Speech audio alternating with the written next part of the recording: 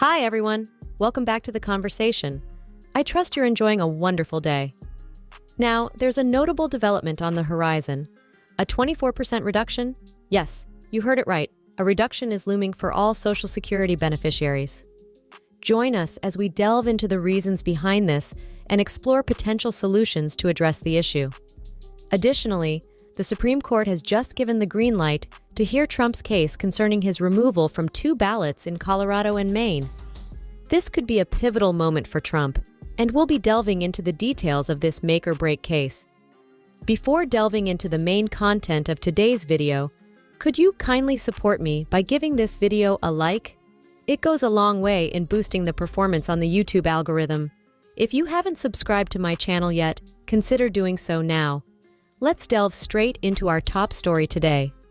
A recent Gallup poll sheds light on American sentiments regarding our democratic system. The term democracy has been prominently featured in political discourse, particularly during the Trump administration. Democrats asserted that Trump posed a threat to democracy, while Republicans now claim that Biden is the actual menace. Over the past 5, 8, or 10 years, overall satisfaction with democracy in the United States has steadily declined, a trend corroborated by Gallup's findings. At present, the nation is experiencing a historic low in satisfaction with the functioning of democracy. According to the article, only 28% of U.S. adults express contentment with the state of democracy. This figure represents a notable decrease from the previous low of 35%, recorded shortly after the January 6, 2021, attack on the U.S. Capitol by rioters attempting to obstruct the certification of Joe Biden's victory in the 2020 presidential election. Examining the data since 1984, when satisfaction with democracy in the United States peaked at 61%, there has been a significant decline over the years. Presently, only 28% of Americans express satisfaction with democracy. This downward trend is not a recent phenomenon. A breakdown among Republicans, Independents, and Democrats reveals interesting dynamics.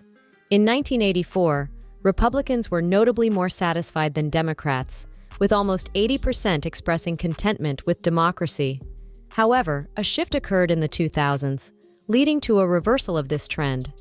Currently, Republicans are at a historic low of 17% satisfaction, while Democrats, though also at a record low, maintain a higher satisfaction rate. The dissatisfaction with democracy is prevalent on both sides, but the discontent is more pronounced among Republicans compared to Democrats. Now, turning our attention to another area of dissatisfaction, Social Security emerges as a significant concern. Many individuals express discontent with the cost of living adjustments they've received in recent years, despite the seemingly substantial 8.7% increase last year. However, this figure falls short when considering the higher inflation rates experienced in various regions. Consequently, a growing number of people find themselves progressively falling behind, signaling a systemic failure. Regrettably, the situation may worsen in the coming years, as indicated by reports from Social Security trustees. They warn that if decisive action is not taken within the next 8 to 10 years, congressional inaction, a common occurrence in Washington, could lead to a substantial 20 to 25% reduction in benefits.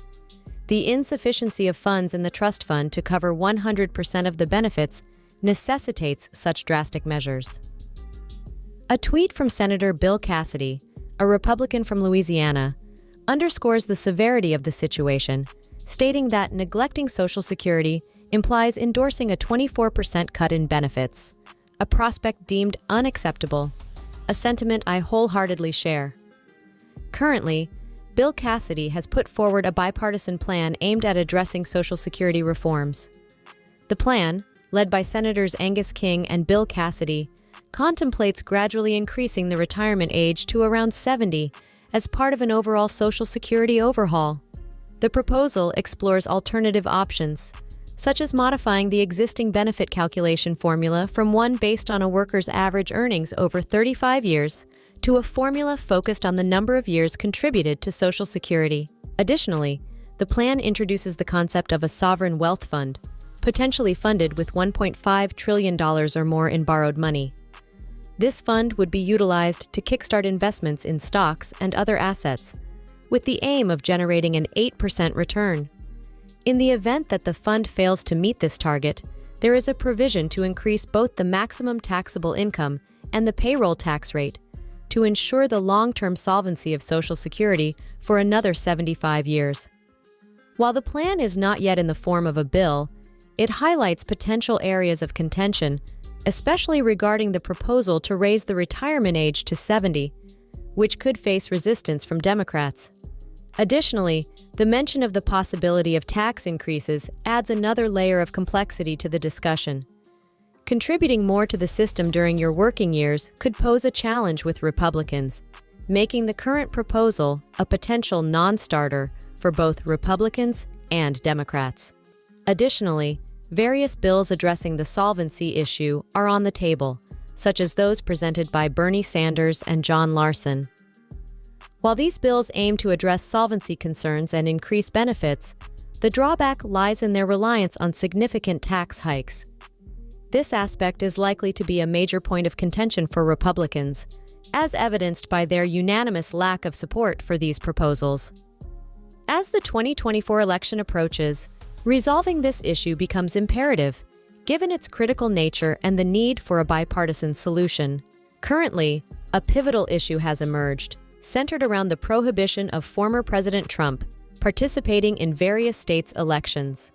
Colorado recently excluded Trump from their ballot, and Maine followed suit. Numerous other states are contemplating similar actions. The Supreme Court is now poised to address the case in Colorado, deliberating on whether the state has the authority to bar Trump from the ballot. As reported by The Hill, the Supreme Court has agreed to examine whether Trump's involvement in the January 6, 2021 Capitol attack warrants disqualification from Colorado's ballot, setting the stage for a groundbreaking case that could disrupt the presidential election. The justices have expedited the proceedings, scheduling oral arguments for February 8th and signaling that a decision may swiftly ensue, potentially leading to Trump's exclusion from ballots nationwide. Certainly, this situation appears to have significant implications. Currently, only Colorado and Maine have excluded him from the ballot. Notably, during Trump's presidency, he appointed 3 justices.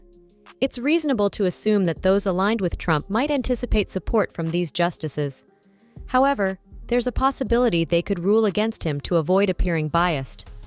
The conservative justices could potentially lean towards supporting Trump, but nothing is certain. If they uphold the decisions in Colorado and Maine, and more states follow suit, it could pose significant challenges for Trump in securing the Republican nomination and, if he becomes the nominee, in defeating Joe Biden. I invite you to share your thoughts and comments in the section below, reflecting on the various topics we delved into during today's video.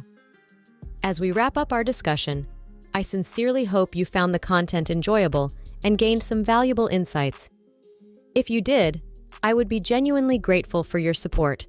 Please consider giving this video a thumbs up. If you haven't already, I encourage you to subscribe to my channel for more engaging content. Thank you for tuning in, and I look forward to reconnecting with you in the next video.